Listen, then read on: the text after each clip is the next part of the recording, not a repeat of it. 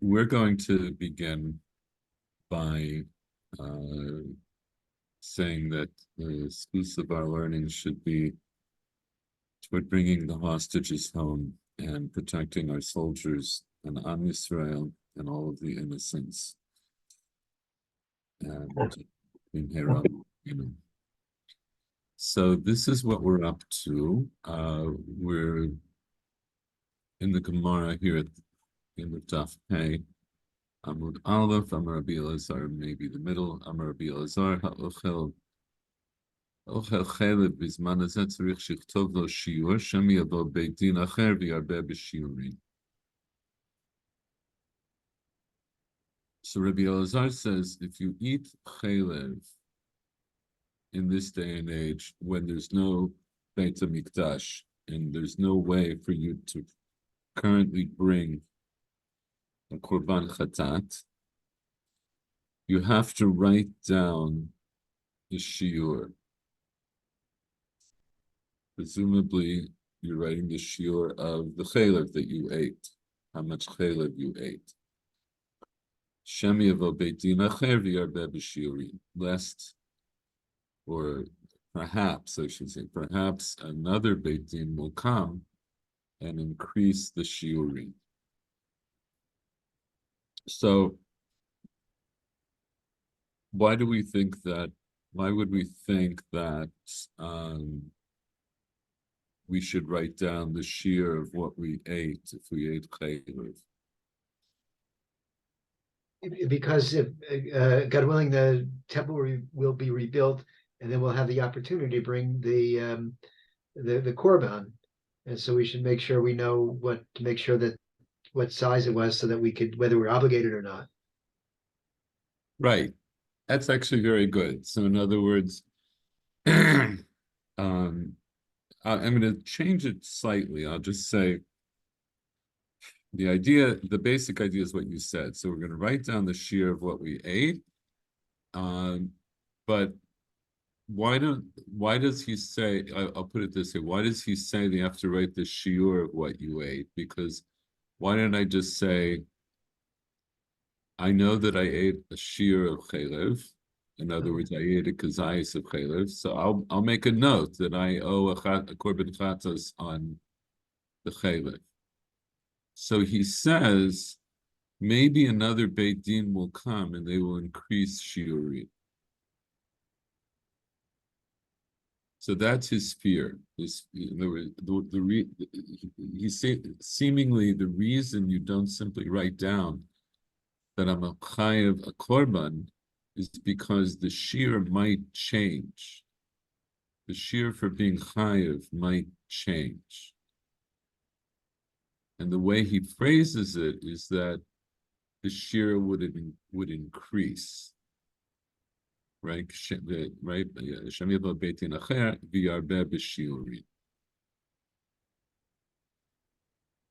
So the Gemara wants to know, what does it mean, yarbeh b'shiurim? What does that imply? What exactly are we saying here? So before we go on, just a couple of things. So one of them is, with this statement of Rabbi Elazar, he introduces in a very explicit way the idea that Beit Din could change shiurim. Yes. Right? That until now, what we've been working on in this sugya is determining the source for different shiurim and what some of the shiurim are. We spend time trying to figure out how big Kekotevet Hagasa is. We wanted to know what the basis of saying Tumat Ochlin is measured by Kadetza. We looked briefly elsewhere to see the Gemara that says that the pasuk that lists the Shivat HaMinim is really a remez to different shiurim. But until now, we haven't come across this idea that shiurim could change. So that in itself is worth noting. It's an important thing that's worth noting. And that was one thing. And the other thing we're going to take a moment to do is we're going to look at the Torah in Vayikra Perek Dalet in a moment, because that's what the Braita that's going to be quoted is going to be based on. So let's read a little bit further. So the Gemara says, "My Yarbeh b'shiurin." So what does he mean when he says Yarbeh b'shiurin? Inema demachayve korban akazayit kantan. Okay, so actually, wait. I'm going to say one other thing by way of introduction.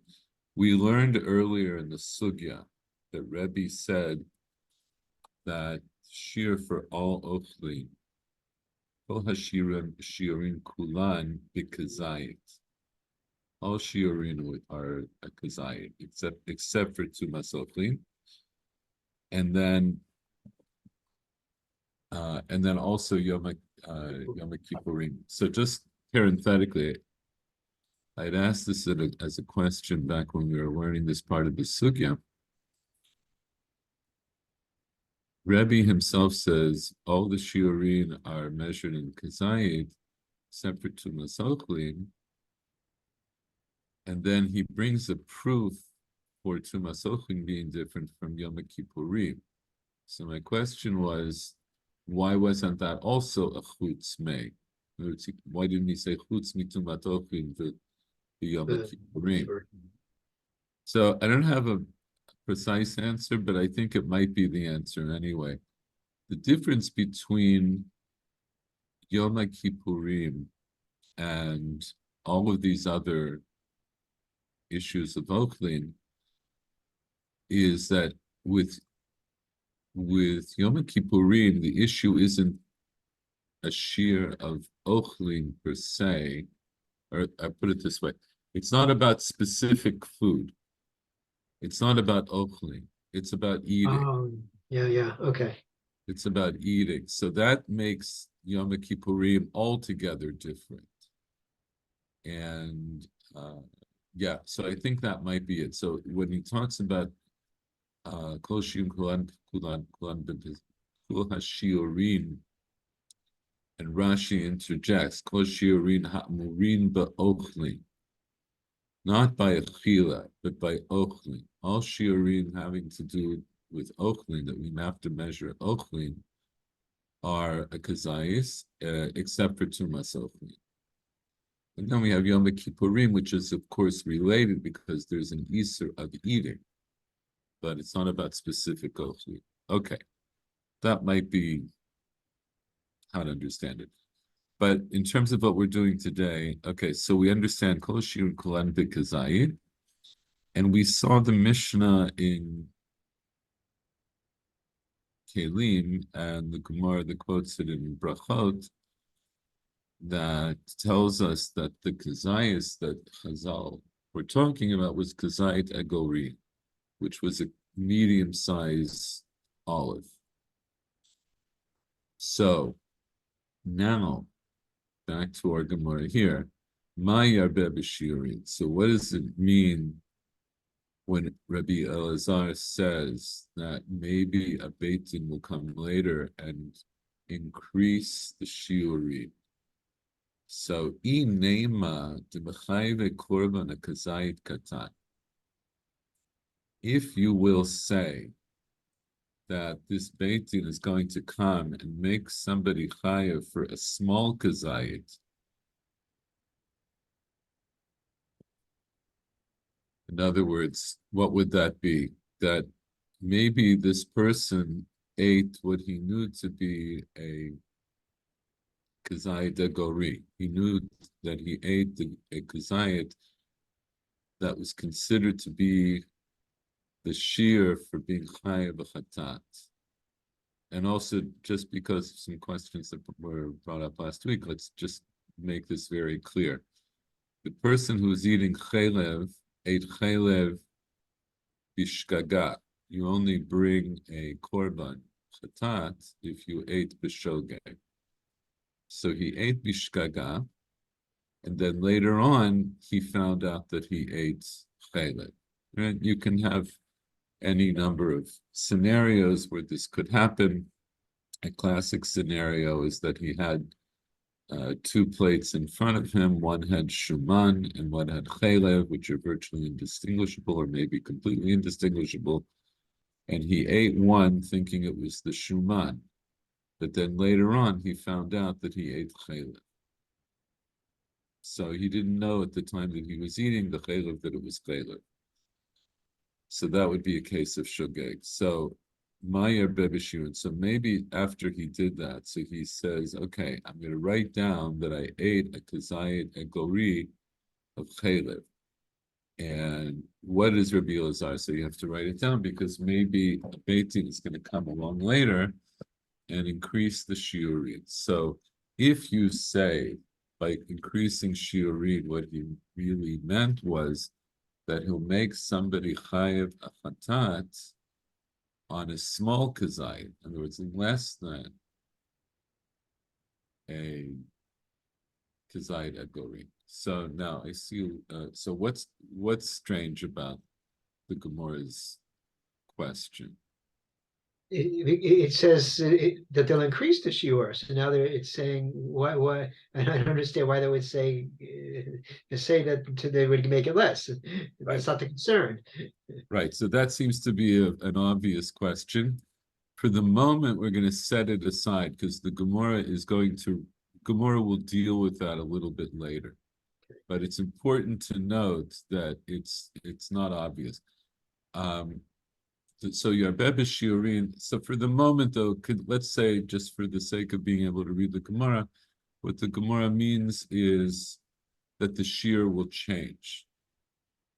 So if you say that it's going to become less, the shear is going to go down. So then what would we think? So let's say, so Rabbi Elazar said, so what does he mean? The simple understanding of Rabbi Elazar is you have to write down how much you ate. So now let's say what you wrote down was that you ate a kazayit gori. And then turns out the next day, Beis Hamikdash is rebuilt, Sanhedrin meets, and they change the shear for being chayev or eating chalev to a kazayit katan.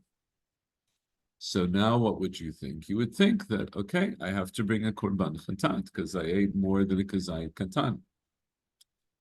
And maybe, I mean, in that case, right, you might have even ate less than a kazayit egori, but you wrote down how much you ate. So now you know, okay, now I'm going to be chayav. So if you say that's what, if you say that this is a possible scenario, and this is what Rabbi Elazar was talking about, that you need to write down how much you ate, because maybe the shear that you ate is going to all of a sudden come within the threshold of how much you have to eat in order to be chayav chatat. B'hatanya, we learn in a brayta, asher lo te'asena bishgaga v'ashem, that you should not do, right, that is not done bishgaga and is guilty. We're going to look at that pasuk in a moment, and we looked at it, I think, a little bit last time. I have to look at it a little bit more in depth. But what the Gemara is going to learn out from there is Hashav miyadiato maybe korban shigigato. What I learn out from that is that somebody who does tshuva, in other words, somebody who did an act b'shogeg, they did an avera b'shogeg, and now they're doing tshuva. So when do they bring a korban? If they're shav miyadiato, if they do tshuva based on their knowledge. Lo shav miyadiato, if he didn't do tshuva based on his knowledge, ain maybe korban shigigato, then you don't bring a korban. You don't bring a korban for the shogeg. So what's the what do you understand now? What I'm saying is that if the shiurim change, then you may become obligated to bring a korban, but it's not miyadato. It's because of the change in this miyadato. Because it's not based on a change in your knowledge, but it's a change based on the change in the shiur. Yeah, or to say a little bit tighter, he didn't, this was not knowledge he could have known. Yeah. It was right. So at the time that he ate the chaylev, his knowledge told him there was shear of a kazayda gori. So he can only do tshuva based on that knowledge. But that not that so if the shear changes later, Seder, it changes later, but that won't affect him Yeah. because his knowledge would not have, he doesn't get knowledge retroactively. So and we'll see this a little bit more in depth in a moment as we go through Rashi. But that's the basic way of understanding the Gemara. So the Gemara is saying, look, we want to understand what Rabbi Elazar means when he says that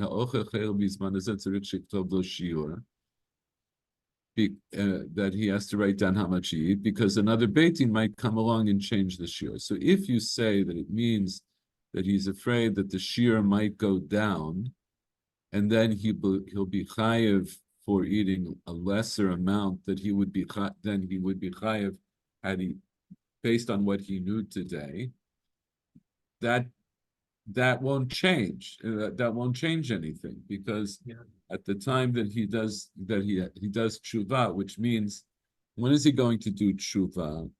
When he realizes that he ate chaylev. So it has to be knowledge that was present at the time that he ate the chaylev. So now that Beitin has changed the shear changed, but his knowledge didn't change from what it was. So he's doing tshuva without a korban, because the Beit HaMikdash didn't exist at that point. Right. Well, listen. So right. So anybody who does right. So let's flesh that out a little bit more. But yes, you're right. So what it means is, even at the time when there's a base of mikdash, so the first step to doing tshuva is hakarat hachet. So if you ate chaylev b'shgaga, so the first, you can't do tshuva until you realize that you did an avera, right? So you can't bring the korban.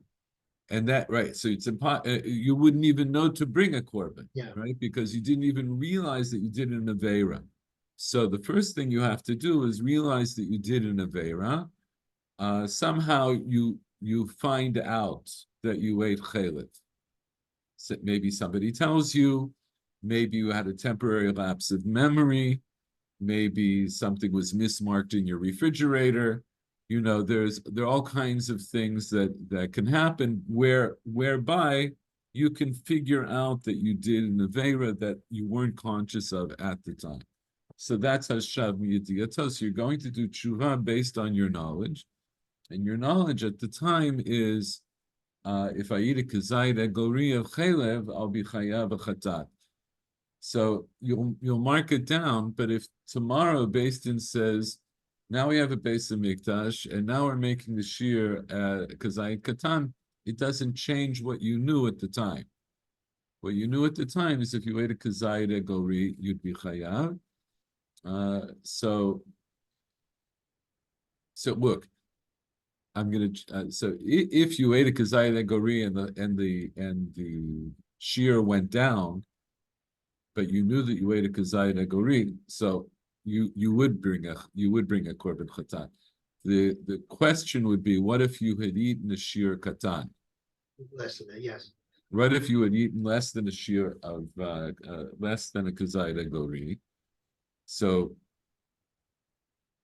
we want to think. So did Rabbi Elazar mean, what if you ate less than a shear? Should you write that down, because maybe the shear is going to go down in the future? So the answer is, that's not going to help, because even if the shear does go down in the future, it doesn't affect your yediyah at the time that you were doing tshuva. So rather, what? So in other words, so that can't be what Rabbi Elazar means. Okay. Ela de lo mechayve korban ad de'ika kazayit gadol. Rather, it must be that when the shear changes, it is increased, and they want that a future beit-din isn't going to be. It could be that a future beit-din is going to say you're not chayav eating a chaylev until you eat a much larger kazayit, till you have a bigger kazayit. In which case, the fact that you wrote down that you ate a kazayit gori, now it's going to prevent you from bringing a korban chatat in the future. And that in itself is important because, as you probably know, you can't bring a korban chatat unless you have a chiyuv. Otherwise, in other words, nobody gets to volunteer bringing a korban chatat. If you want to bring a korban nedava, you can bring a korban olah, but you can't bring a korban chatat. The chatat you bring when you have a chet. Yeah, the Gemara Nazir says, for example, that some Hasidim, I think that's the term they use, but there are people who, who were people who didn't do chataim, but they wanted to fulfill the mitzvah bringing korban chatat. So how do they do that? So they would be noder as a nazir, because a nazir brings a korban chatat. But otherwise, if you bring a korban chatat when you're not obliged to, then you're bringing chulin la'azara. You're bringing something that's profane into the Beit HaMikdash, which is asur. You can only bring kadshin into the azara. So I'm going to continue. I'm going to read on a little bit more to answer the question that you asked earlier, and then we're going to go look at the pasuk in Vayikra, and then we'll go through Rashi. And I am going to try to do the shir within roughly an hour, so we'll see how it goes. Okay, so we've answered that question. Michael Werner, can you hear us? Yes, I can hear you loud and clear.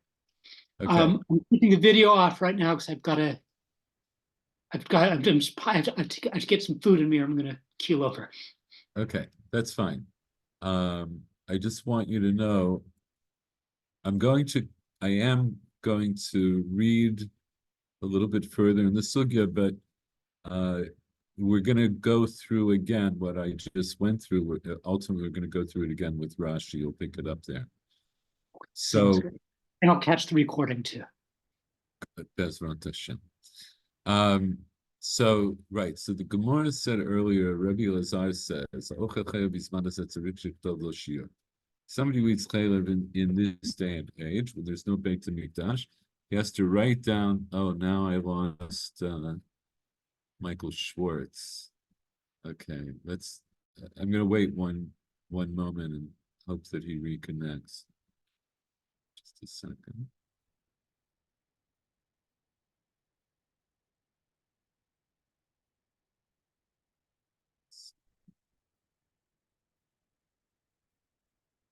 Oof. All right. Look. Okay, I'll read again from the beginning of the sugya here. And hopefully he'll come back in the middle. So this is the way the sugya begins. Somebody who eats chaylev in this day and age, when there's no Beit HaMikdash, and you can't bring a korban chatat, you have to write down the shear. You have to write down how much you ate.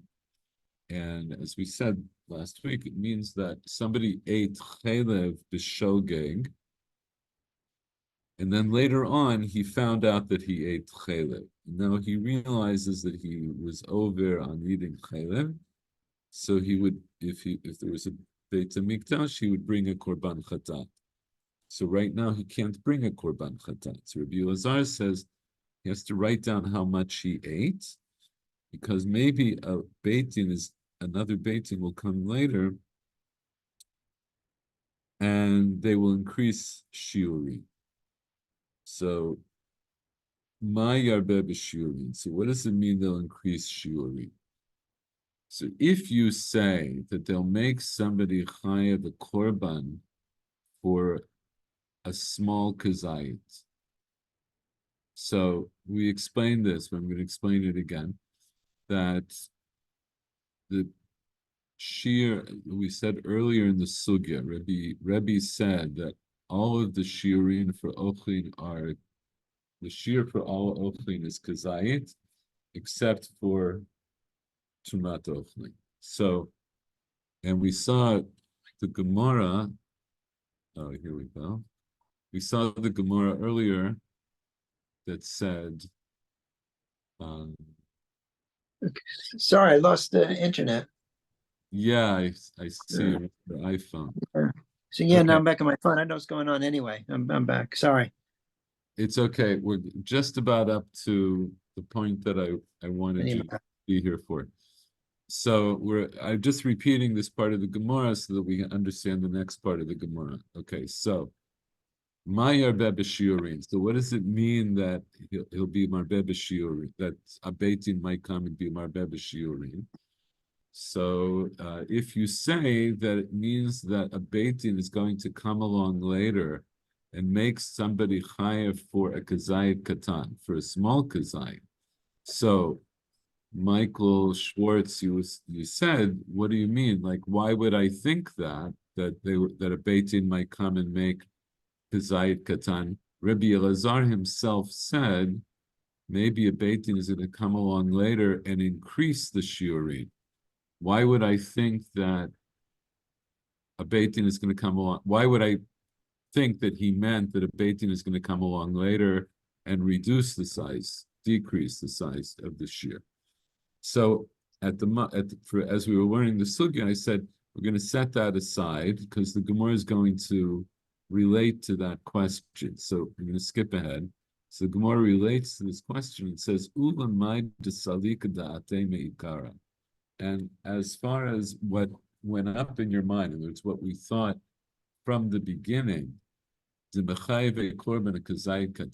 words, our first stab at understanding Rabbi Elazar was to say maybe a beitin will come later and say that the shear for achilat chaylev is a kazayit katan.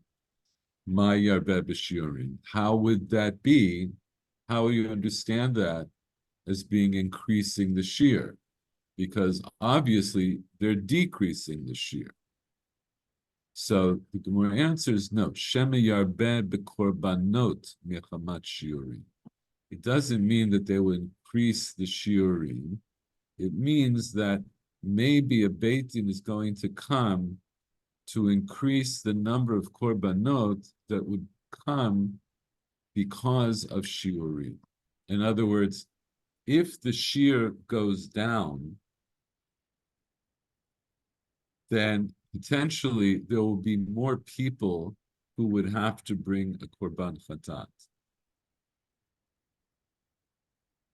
And the Yarbe B'Shiurin understands to mean maybe there will be an increase, increase, or in parentheses, an increase in korbanot because of shiurim. Okay. Okay, so that's how the Gemara understands it.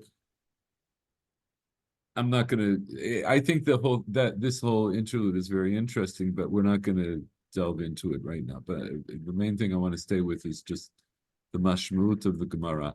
So what we've gotten from the Gemara so far is this idea that Rabbi Elazar says, based on the conclusion of the Gemara now, the conclusion is going to be that if somebody eats chaylev b'shogeg bisman hazeh, and then they realizes that he ate chaylev, he has to write down how much he ate, because maybe a beitin is going to come along later, and they'll increase the size of the shear that you need to eat in order to be chayav chatat.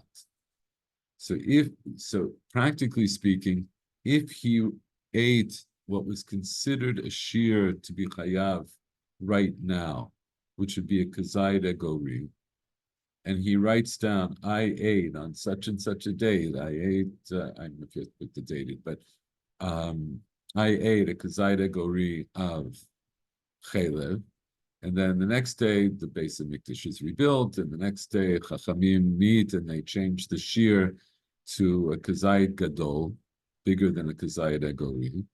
So now what do you know? That you don't bring a korban chatat. Now that's what will change. Based on Rabbi Elazar, this is what will change. That if the shear that you need to eat to be chayav goes up between the time that you did the Aveira and understood that you did it and you wanted to bring a korban, between that time and the time that the shear goes up and now you have a base in Mikdash, then you won't bring a korban. Even if the Beit Mikdash had existed at the time you ate your chalev, you would have brought a korban, but now because the shear went up, you won't bring a korban. And that's why Rabbi Yozar says you have to write it down. Because maybe the base of Mikdash will be rebuilt, and you need to know if you're chayav a korban or not. Okay.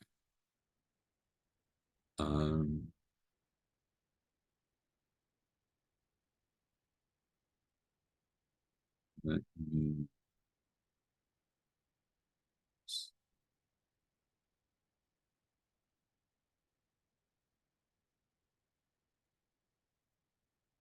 Okay.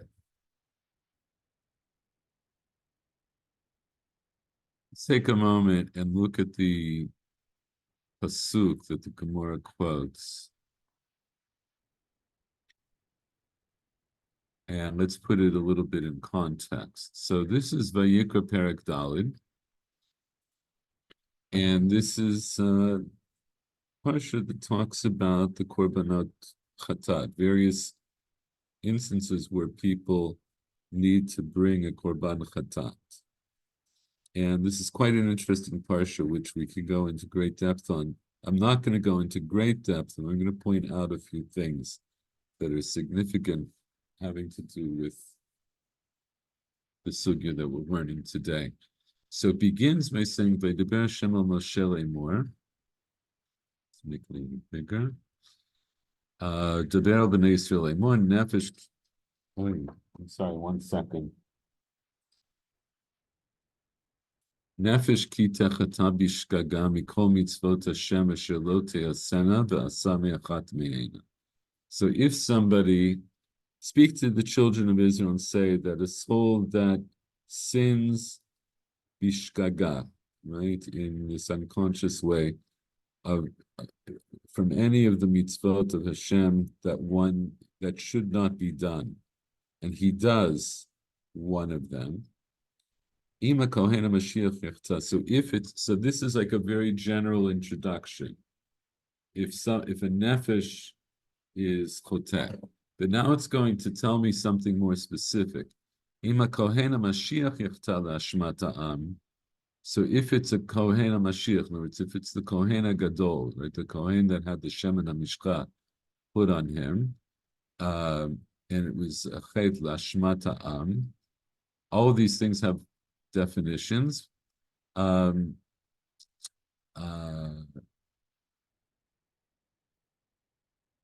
so what does he do? Then he brings the Korban Chatat of a Par Ben Bakar Tamim Lashem, and then it gives the procedure for what he has to do with the par. I'm going to skip to the next part. Then it says a few psukim later, in pasuk Yud Gimel, it says, "V'im kol adat Yisrael yishku." All right, so the first discussion is what happens if the Kohen Gadol is choteh, So he brings a par ben bakar, and there's a whole procedure. What if it's kol adat Yisrael? What if all of adat Yisrael were shogeg and it was hidden from the eyes of the kahal? So what is that talking about? So as Rashi explains and is implied from a little bit later on, adat Yisrael here means the Sanhedrin. Rashi says Elu Sanhedrin, or in so that, in other words, if the Beit Din Gadol, the Adat Yisrael here, is if the Beit Din Gadol is shogeg, meaning if they gave a psak regarding something, regarding one of the mitzvot of the Torah, for which you might be chayav karet, and people then went according to their psak, and they were shogeg, and they then afterwards what happened, and then later on it became known that there was a mistake, that there was a chait, and then the kahal has to bring a par ben bakar, and you see the samchu ziknei ha'ida yedehem al rosh par. One of the parts of the procedure is that it needs smicha from ziknei ha'ida, which implies that maybe the Eidah to begin with was Kainin. And again, it goes through the whole procedure. Now, I want to point out one of the structural differences between the way the par of this par of the Sanhedrin is different than the par of the parsha, I should say, of the Kohen HaMashiach is, you'll notice it said Ima Kohen HaMashiach Yachta, then he brings the Korban Chatat. But it doesn't say anywhere that then he knew. It just says if he did the Chait, then he brings the Korban. Whereas here, it introduces this idea that if Adat Yisrael yishgu v'ne'elam davar minei hakal, v'asu achat mikol mitzvot Hashem asher lo te'asena v'ashemu, right? They did something that should not be done, and they were guilty. V'nod'ah hachatat, and then it became known that there was a sin. So that yediyah is now injected. Why wasn't it in the Kohen HaMashiach? We'll leave that. Ramban talks about that. But I just want to point it out. Then we get to the next one, the next category, Asher Nasi Yachta. If the Nasi is Choteh, and he Ve'asa Achat Mikol Mitzvot Hashem Elokav, Asher Lo Te'asena Bishgaga V'Ashem. Here it adds in this word Bishgaga at this point. And then it says, O Hodai Lav Chatato. So Rashi here explains, O Hoda, the O doesn't mean or, it means im. Rashi says, O Hoda, Kamo im Hoda.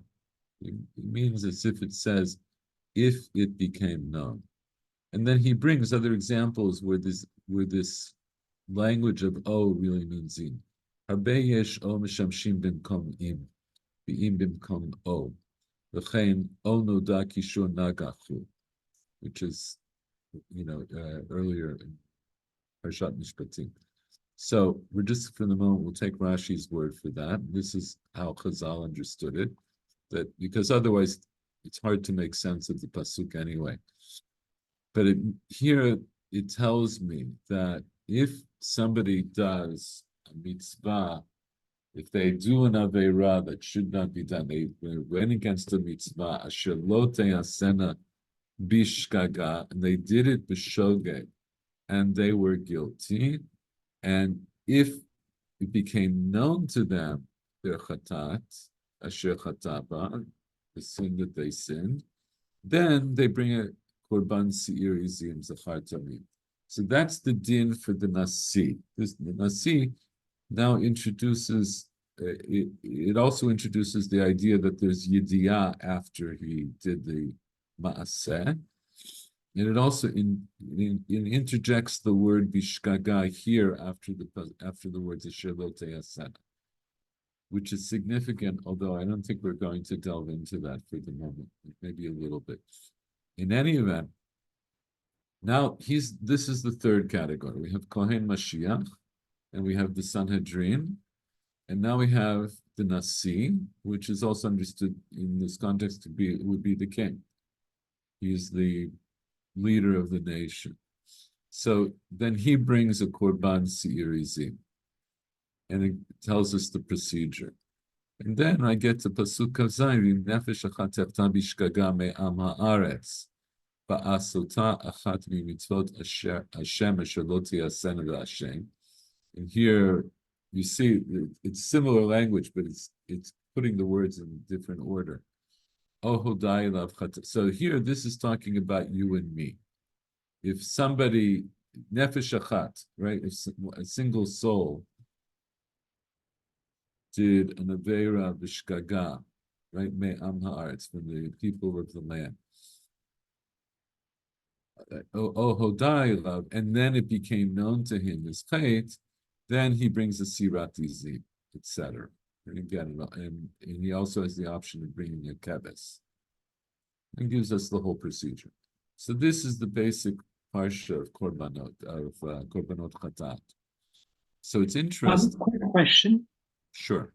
So I mean, I'm used to seeing Am Haaretz used in contraposition to Chaver, and it seems like it may be used in a different sense here to mean just anybody who doesn't fit in the other categories. Yeah, so Am Haaretz in Lashon Chazal you're correct. In Lashon Mishnah, an Am Haaretz would be somebody, like you say, who's not a chaver, somebody who we don't trust to know halachot of Tuman Tahara, or maybe certain aspects of mitzvot hatuyot ba'aretz. So yes, but here it just means one of the people. It's just somebody. It doesn't necessarily mean that he has a. It's not the way Chazal understood it in Lashon Mishnah, but it's the way Chazal would understand it here in the Torah, which it's just an example of how words and phrases change meaning over time. But it's good that you point that out. So let's go back to the Gemara.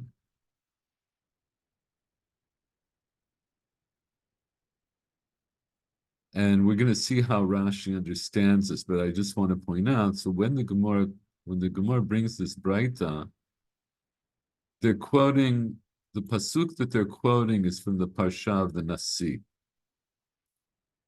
Asher lo te'asena bishgaga v'Hashem. And then it says, Hashav mi'yediyato. So where's the yediyah? So this is an example of the Gemara bringing a pasuk, but not bringing all of the pasuk that we need to, that it's basing the drasha on. This is the end of pasuk, what was it? Yud Gimel? This is Chaf Bet. This is the end of pasuk Chaf Bet. Ashitnas nasi yaktam v'asa achad mikol mitzvot Hashem alkav asher lo te'asena bishgaga v'Hashem. Right. So the nasi is the only one that has this particular phrasing. So that's the pasuk that they're pointing to. Immediately after it says "Oh hodai lav chatata." We understand so that to mean if it became known to him, then he'll bring a korban chatat. Then he'll bring a series of korban chatat. So when the Gemara quotes the pasuk here, it doesn't bring the part of the pasuk. It doesn't bring the next pasuk where it says "Oh hoda," but it's assuming you know that. And I believe this has come up before, but this is one of the reasons that you always look up psukim that are mentioned in the Gemara or in Midrash or wherever, because sometimes the part of the pasuk that is the main thrust of the drash is not the part that's quoted. If you see what I'm saying, right? Because the Gemara here says, What does the Braita say? Asher lo te'asena bishgaga va'ashen. And then the Gemara makes this conclusion: Hashav miyadiyato mevi korban al shigagato. So where's the yidiyah? Doesn't say anything about yidiyah. Yidiyah is from the next pasuk.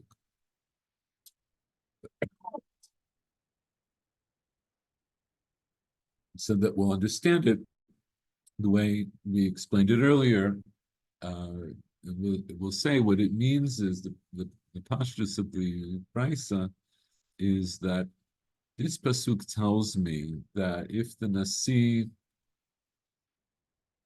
did an Aveira, Bishkagai, he did something that shouldn't be done with Shogeg, and he was guilty, and then it became known to him, then he'll bring a Chatat of a series.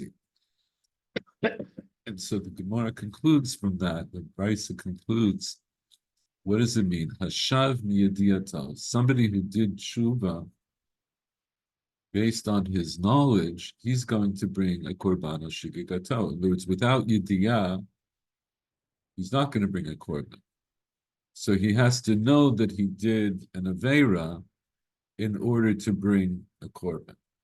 So hashav, so when he does tshuva, he has to do it based on his knowledge.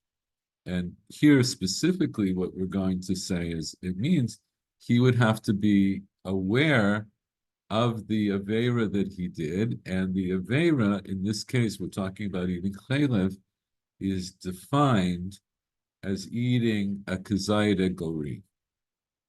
That's because the kazayda gori is the shear for all ochli at the time of the Gemara.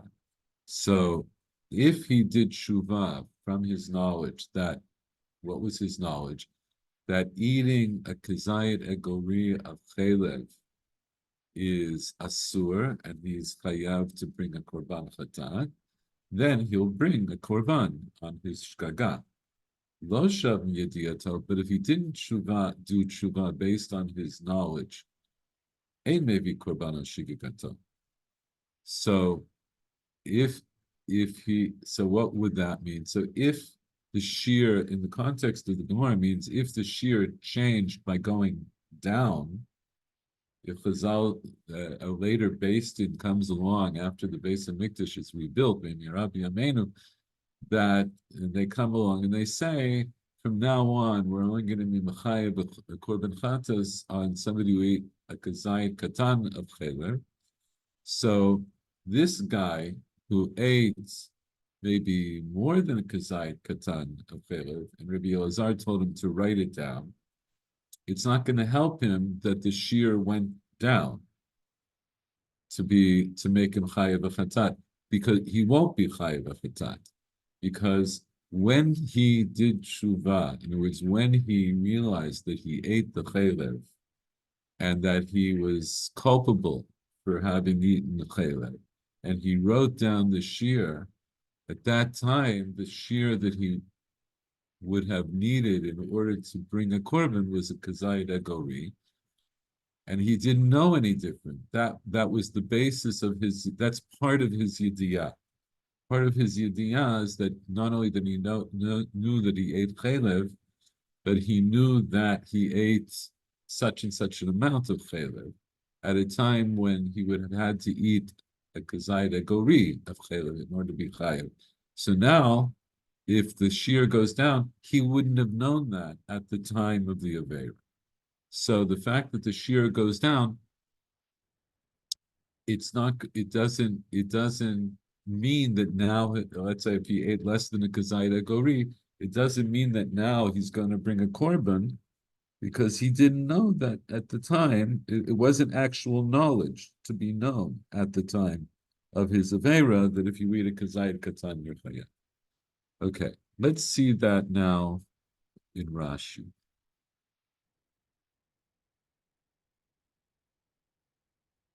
So again, from the top, Amar Rabbi Elazar, ha'ochel chaylev bizman hazeh tzarich shichtov lo shiur.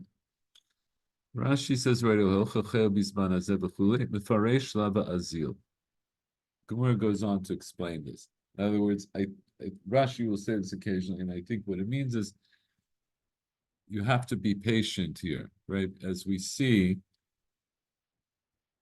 the Gemara unfolds in layers, right? So there's a lot to explain here. So Rashi is saying, let's see how the Gemara ultimately understands this. But Rashi is going to give us some of this background. He has to write down how much he ate, because maybe a Beit Din is going to come later and they will increase the shiurim. Ma yarbe b'shiurim. What does it mean? The shiurim will increase, and they'll increase the shiurim. If you say, if you say it means that they will make somebody chayav for eating a small kazayit, so now Rashi explains the way he understands this inema, this question. And then this is how I would read it. In other words, this is how, if you think that it means that Rabbi Elazar was worried that a Beit Din is going to come later on and reduce the size of the shiur to a kazayit katan, then this is hachika amar. This is how I would read Rabbi Elazar. Ha'ochel pachot mikazayit bizman hazeh yichtov. Somebody who eats less than a kazayit of today, of this day and age, which is a kazayit agori, he should write kishiur zeh achalti. I ate such and such an amount of chaylev that was less than a shear of bizman hazeh. Why? Shemi yibaneh beit hamikdash biyamav, because maybe he'll live to see the rebuilding of the temple. Yitchadesh Beit Din, and then Beit Din will be renewed. But Yitchadesh halacha, the halacha will be renewed,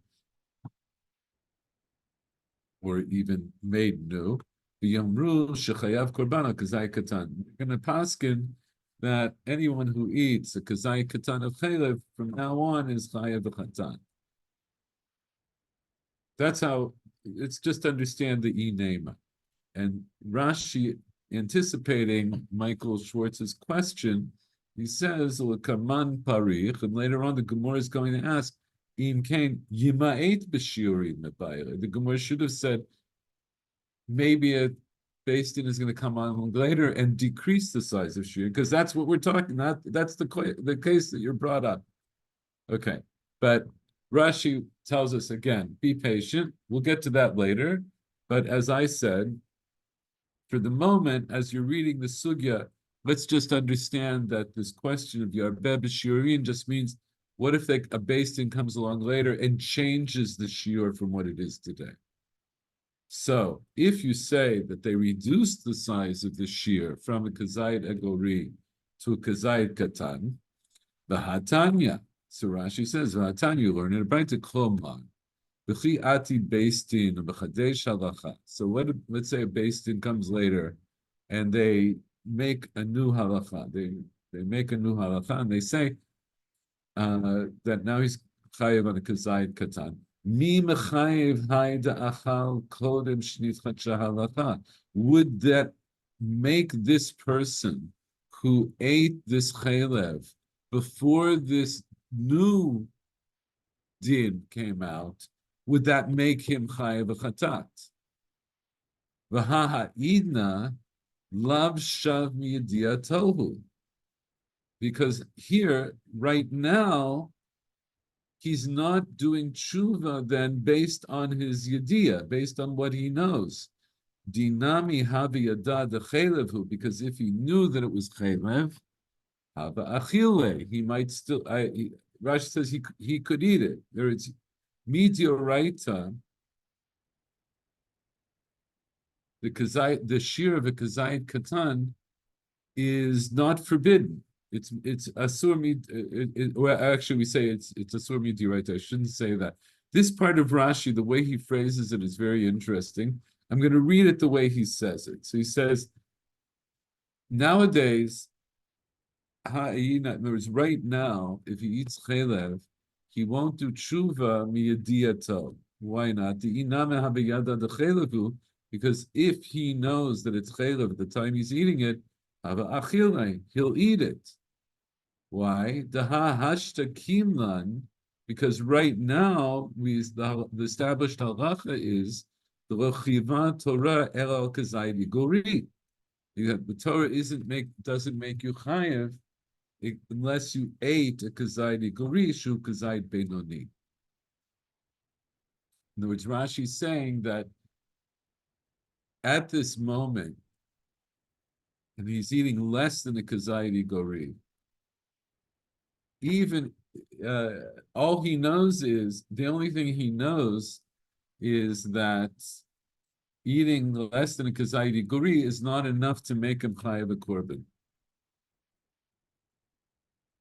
So that's his knowledge at the time that he's eating it. So if the shear changes later, it doesn't matter, because if the shear goes down later, it doesn't affect what he knew at the time of the Aveira. And Rashi says, Hatanya Shalote Asena Bishkagavi Hashem, Mashma She'ilu Yada, it implies that had he known, Lo Asa, he wouldn't do it. But he did it b'shogeg, and he became liable, he became guilty. Ella, right? So Hasham Yediyato maybe korban al shigato, lo sham Yediyato, ain't maybe a korban al shigato. So here, our guy that our theoretical chaylev eater, he's not going to be chayav because he didn't have yediyah at the time that he ate it, that a kazayid katan is enough to make him chayav a korban. That changed later. It's knowledge that he could not possibly have had at the time of the Aveira. Ella, the Gemara says, the korban adi kazayid gadol. Rather, Rabbi Elazar, we have to understand that what Rabbi Elazar means. Why do you have to write down the shear of the chaylev that you ate? Because maybe a Beit Din is going to come later and increase the shear to a larger than a kazayid gori. And let's say you ate a kazayid gori, and now Beit Din comes along tomorrow and says, anybody who ate a kazayid gadol of chaylev has to bring a korban chatan. But you didn't need a kazayit gadol, so you won't be chayav a korban. And Rashi says, korban adik kazayit gadol. V'hachika amar. Now this is how I will read Rabbi Elazar. Ha'ochel kazayit beinoni. If somebody eats an average size kazayit, this kazayit egori, al yichtov michuyavani chatat. He shouldn't write down am chayav a chatat. El yichtov. He should just write, I ate the size of a kazayid beinoni. Why? What's the difference? Isn't he chayav a chatat either way? Not necessarily. Shemi avo beit din v'yifterenu mikorban, because maybe a beit din is going to come later and exempt him from bringing a korban. V'nimtza mevi chulin la'azara, and we'll find that he's brought chulin, or it's non-kachim to the azara, which goes back. Right, in other words, it's a little bit awkward in Rashi. Means that maybe chulin azara, meaning if he wrote the chuyavani chatat stop, so he has to specify, and this is how the Gemara ultimately understands Rabbi Elazar. Rabbi Elazar is telling you a halacha. The halacha is, if you ate chaylev bisman hazeh b'shogeg, then you have to write down the amount that you ate. And if that amount was a kazayit, let's say it was a kazayit beinoni, whatever amount it was, let's say it was kazayit beinoni, you write down, I ate a kazayit beinoni. And then, if the Beis Hamikdash is built tomorrow and Beis Din decides to increase the shear, the threshold for how much chaylev you have to eat in order to be chayav a chatat, you will now be patur from a chatat. And what difference does it make? Why can't you just bring a chatat anyway? Like you feel guilty, you feel like you should do Because at the time that you ate the chaylev, that was the definition of the Aveira. And now it's like the goalpost changed, as it were, in your favor, or meaning that now you won't be chayav b'chatat. Maybe you want to bring it anyway. No, but you can't do that because you're not allowed to bring chulin azara. And now Chachamim have effectively made the korban that you would bring chulin because you're not chayav to bring that korban. Okay. And then, as we'll just read this again, regarding what we said earlier, in other words, regarding our first hypothetical, that when we were trying to understand Rabbi Elazar's statement, and we said that maybe a Beit Din is going to come along later and increase shiurin, so that which went up in our mind to begin with, that maybe he means that Chachamim will come along later and change the kazayit to a smaller kazayit katan, then my yarbeh b'shiurin. Then what did Rabbi Elazar mean by saying yarbeh b'shiurin? Because according to this possible reading of Rabbi Elazar, he should have said maybe a Beit Din is going to come along later on and decrease the shiur. So the Gemara says, no, you could still read Rabbi Elazar, and when he says Shemi Yarbeh b'shiurim, it means Shemi Yarbeh b'korbanot mechamat shiur. It means that maybe you'll come along, the Beit Din will come along, they'll decrease the shiur. Because they've decreased the shiur, that will potentially now increase the number of korbanot that are going to be brought. Because maybe more people ate a kazayit katan. And so the number of korbanot will go up because of the shiurim. Okay, so that's a diuk in Rabbi Elazar. But that's our conclusion. So our conclusion is that Rabbi Elazar introduces this idea that if you eat a kazayit of chaylev, and of course it wouldn't be just chaylev, it would be any isur that you ate. If you ate something that's asur, and and you ate it b'shogeg, and then at some point you become aware that you ate it, you should write down how much you ate. And the reason you have to do that is even if you know that the amount that you ate was a shear, it doesn't matter because maybe that shear is going to change in the future. So this is altogether a very interesting thing. And again, one of the things that it points to is it seems to be based on a notion that it's within the Chachamim's power to determine the size of shiurin. So we're going to read a little bit further, and then that's going to be all for today. Amar Rabbi Yochanan, shiurin ve'onshin halacha l'Moshe miSinai. So then, a little bit surprisingly, Rabbi Yochanan comes along and he says that shiurin, right, measures and punishments are halacha l'Moshe miSinai. So let's stop and consider his statement. What does that mean, that shiurin and onshin are halacha l'Moshe miSinai? I mean, it would suggest that the Chachamim do not have the authority to adjust shiurim or to determine shiurim. Okay, so that's a conclusion from that. What does it mean? Your conclusion is important. I want you to, but what does it mean? In other words, I don't want you to jump to the conclusion. What does it mean? Shiurin onshin halacha l'Moshe miSinai. I mean, it is. I mean, it's derived, so therefore it's. What is no? Say whole thoughts and whole sentences. What does it mean that shiurin are halacha l'Moshe miSinai? What does it mean that onshin are halacha l'Moshe miSinai? What does that mean? This is not a trick question. It's a very straightforward question. Say the simplest possible understanding of what this means. Basically, just measurements came from Moshe Sinai. I mean, it's Okay, so shiurim, for what purpose do we have shiurim? So for determining liability or obligation.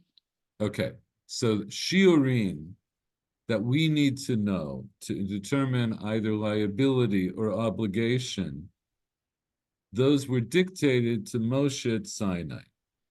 Similarly, punishments that we might be liable to, that we are liable to for Aveirot, those were dictated to Moshe at Sinai.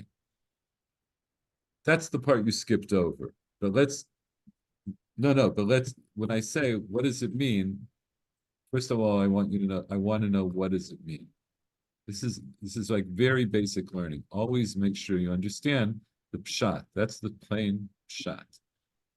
I need to know the plain pshat before I can challenge what I'm going to say.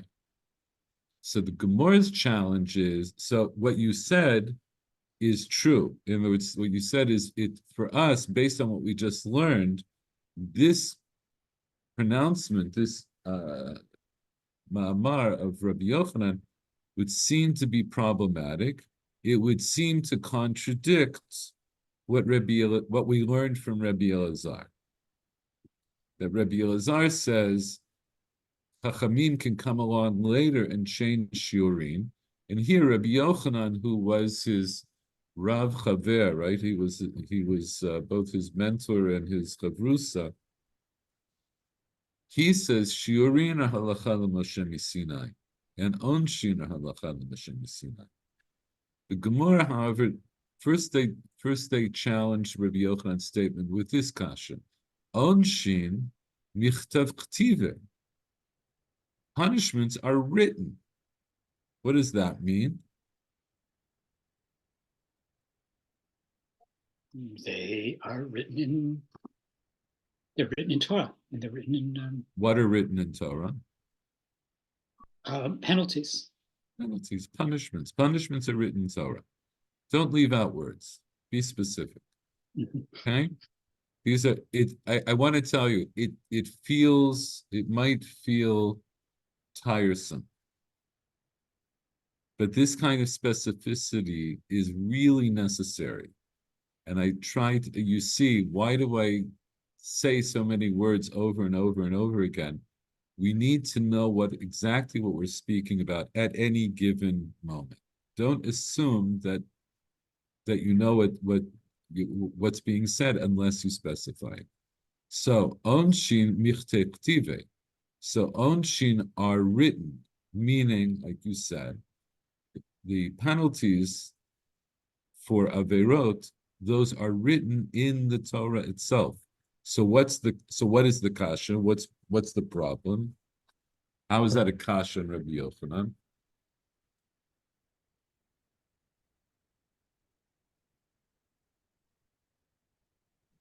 He just said that they're halachim Moshe halachim the Moshe Sinai.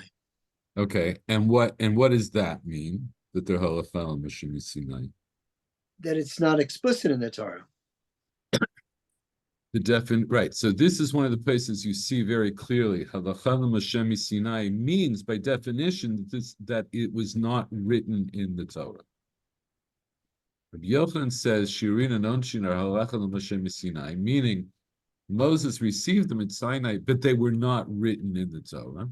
And the Gemara says, onshin michte ktive. No, the punishments are written in the Torah. So what does Rabbi Yochanan mean? Halacha Moshe Sinai.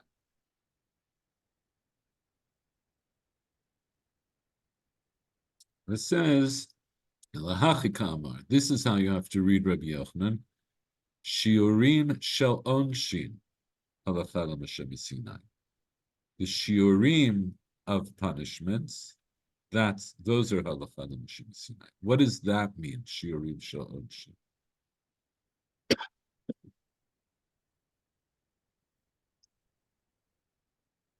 It would be the minimum shiur, or the shiur at which and beyond which one is liable for punishment. Okay, it's the shiur of whatever particular Aveira we're talking about, at which one would have to have done, let's say in the case of eating, it would be the shear of eating. There's shearing for other things, right? Like on Shabbos, you have shearing for writing or for weaving, or any of the melachot have shiurim. But here in our context, we're talking about shiurim of eating. So it would mean, let's say, the minimum amount of what you would have to do or eat in order to be chayav onesh. In order to be chayav that onesh. So then the Gemara goes on from that. This is where we're going to stop for today, though. But feel free to go on. The Gemara brings a braita in support of that, and that's going to be the next part. And then that's going to bring us to the end of this part of the Gemara, and then it's going to start talking about shiurim of drinking. Right? Until now, we'll be talking about shiurim of eating. But yeah, so this is one of the takeaways so far, is this idea, this idea that shiurim, the idea of shiurim is something that everybody agrees, that it's like built into the Torah law that you have to eat or do a certain minimum amount of whatever the Aveira is before the Torah punishes you. That seems to be clear. But what's the basis for shiurim? Where do we actually get shiurim from? So we saw an example with the shiur of Tumat Ochlin, that the shiur of Tumat Ochlin was learned out from the pasuk of Ha'ochel asher yachel, right, in the parsha of Tumat Ochlin, and then Rabbi Yovel determined he says what it means is the amount that you could eat in one go. So that seems to be the basis for that. Or actually, harking back to that earlier sugya, it could be that everybody knew that the shiur of Tumat Ochlin was kibetza. And because you see, Rabbi Elazar learns it from that pasuk, but he learns it in a different way that the Gemara ultimately can't uphold. And Rabbi Yovel then learns from that same pasuk, but uses a different approach, and the Gemara upholds it. But it could be that everybody simply knew. In other words, that there might have been, that maybe there was always a tradition that it was kibetza.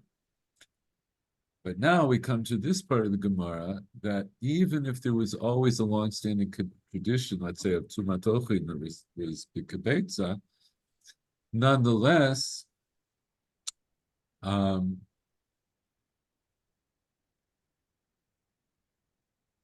there's actually, I'm not going to finish that statement, but this is something to think about. In other words, from Rabbi Elazar, I get the idea that whatever the tradition was, could potentially change. And what I get from Rabbi Yochanan seems to be, it still seems to be in opposition to Rabbi Elazar. It still seems to be not the same as Rabbi Elazar's approach, because he says shiurim she'odshin halachah l'Moshe Sinai would also still seem to indicate that those shiurim are fixed; they can't be changed. So we're going to pick up from the Rabbi Yochanan's statement next week, and we'll talk more about it. I think that's a good place to stop for today. So, happy Tu B'Shvat. And so next week, I'm 95% sure that I'll give shiur next week. If I can't, I will let you know in advance. But next week is the day that I'm leaving. But I decided that I think I can still give shiur before I actually pack out of here. So we'll see you next week. Okay. Thank you. Good night. Bye. Right.